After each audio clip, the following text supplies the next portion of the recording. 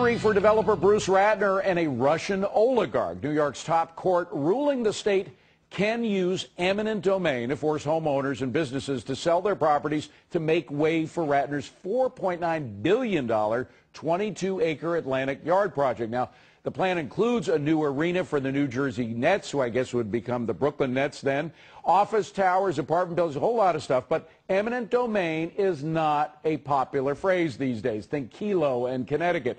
And critics of the plan say the project is uprooting longtime businesses and residents from the area. David Sheets has lived there for 30 years and says it's shocking what's happening to the neighborhood. Take a listen. I'm disappointed. The courts keep saying that this is a legislative function. And it's hard to believe that New York State courts, they're New York State courts. They have to know better. So to hash all this out, we welcome civil rights attorney Matt Brinckerhoff.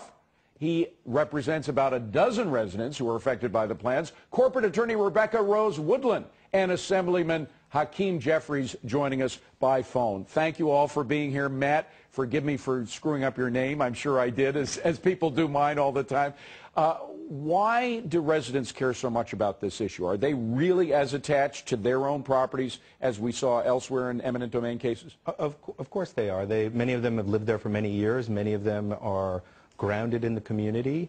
And like most of us, certainly myself, if somebody came to me and said that the government was going to take my home and give it to somebody to build a hotel because it would generate more tax revenue, I would say no. But Matt, if I was a renter and somebody offered me $100,000 to move, I'd probably move. And you might, and you have the right to take that money, and people have the right to take money and to be bought out here. But here, of course, what we're talking about is forced compulsory seizures of properties that will be given to a private developer. And how many of those properties do you represent, or do you think are out there? I represent about 22% of the southern 3 blocks of the footprint, about 10 property owners and condominium owners and tenants who live in that area and have lived in that area for years and who liked the area the way it was and have no desire to move, nor should they have to by government compulsion. All right, by the way, do we have pictures of that footprint, producer? The picture from the Google map? All right. Rebecca, bottom line is I don't believe we do. We can't show it. But, okay. All right, we don't. But the fact is, in addition to the empty space, and there is a lot of empty space in these lots, right, there are also a lot of individuals who want to stay there, and they are being forced not for the sake of some government project, but this is a wealthy private developer who wants a little more property. Aren't their rights as property owners more important, or at least as important as his? You know what happened here? The Court of Appeals of the State of New York, which is our highest court in the state, 6-1, 6 judges to 1, decided that the property and the eminent domain possibility for the state, see that it's not going to Brett Ratner, it's going to a state corporation, if you want to say, and then that corporation is then going to give it to Brett Ratner. They decided that that corporation had made a decision that the property was not being as useful as it could be for the state of New York, and that decision was going to stand. So eminent domain is going to take that property. The person benefiting is a wealthy developer who wants to build a stadium. You know what? But the state says, and now the court says, all the people will benefit because of the money and the influx and the public use. Do you believe that, Matt? And well, there are 2 things. This is exactly what they said in Kelo, and we now know just a week ago. Kelo is that Supreme Court decision that affected the people in New London, Connecticut. Right. And just a week ago, it was all over the press. They showed the vacant lots, the weeds, the feral cats that have now replaced what was a vibrant community.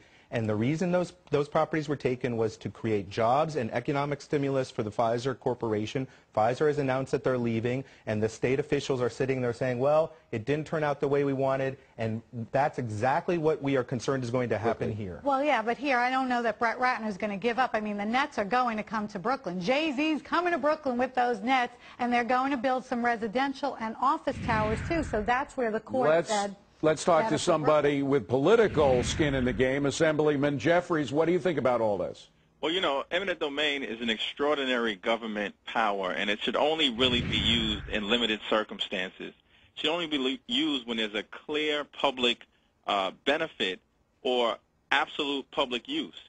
But in this particular instance, we're not seizing property of private homeowners or businesses for purposes of creating a public school or a public hospital or a public roadway. We're seizing it to benefit a private developer who's bringing a basketball arena. And when you look at sports arenas all across the country, it's just not clear. The evidence doesn't really exist that the economic development benefits that some may claim will result from the presence of the arena will actually ever be brought to bear. So you say the court was dead wrong?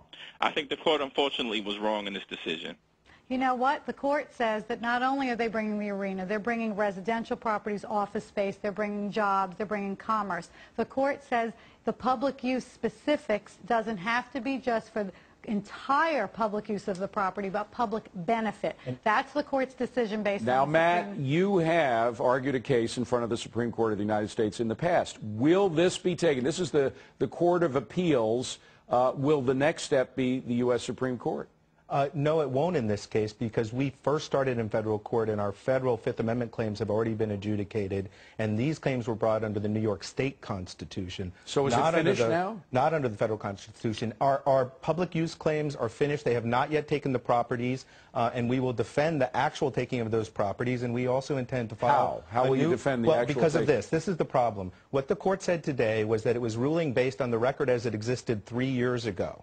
And what we now know over the course of the last 2 months is that the arena itself will be a net money loser to the City of New York. This is an independent budget office report, $250 million loser. We know that all of the other properties, the residential properties, the condominiums, and the high-rises are contingent on there being a market, which nobody knows if it will exist. All we know we're getting is an arena and 12 to 14 acres of parking lots. And that's why we believe it will look just like New London. Well, we have not heard the last of this, Matt. I'm sure I'm going to see you here again if you'll be kind enough to come back. Matt Brinckerhoff, I think I got it right that time. Thank you very much. Rebecca Rose Woodland and Assemblyman Hakeem Jeffries, thank you very much for being